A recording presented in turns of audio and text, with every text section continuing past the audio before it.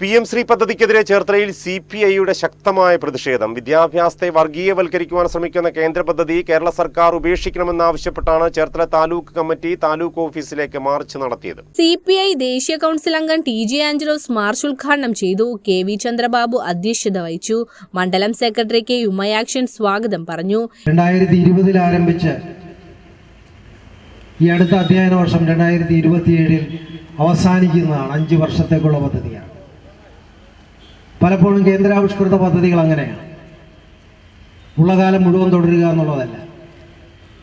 കേന്ദ്രാവിഷ്കൃത പദ്ധതികളുടെ പ്രത്യേകത എന്ന് പറയുന്നത് നിങ്ങളിൽ കുറേ പേർക്കെങ്കിലും അറിയും, അത് 60-40 എന്നുള്ള തരത്തിലാണ്. 60% തുക കേന്ദ്ര ഗവൺമെൻറ് ചെലവഴിച്ചാൽ സംസ്ഥാന ഗവൺമെൻറ് 40% തുക ചെലവഴിക്കണം. കേരളം മാത്രമല്ല ഈ പദ്ധതിയിൽ നിന്ന് മാറി നിന്നത്. തമിഴ്നാട്, പശ്ചിമ ബംഗാൾ, പഞ്ചാബ് തുടങ്ങിയ സംസ്ഥാനങ്ങളും ഇതിനകത്ത് നിന്ന് മാറി നിൽക്കുകയുണ്ട്. MC സിദ്ധാർത്ഥൻ, TK രാമനാഥൻ, സന്ധ്യ ബെന്നി, T ഷാജി, PD ബിജു തുടങ്ങിയവർ സംസാരിച്ചു. PD ഗഗാറിൻ, ബഹുജന സംഘടനാ നേതാക്കൾ എന്നിവർ മാർച്ചിന് നേതൃത്വം നൽകി.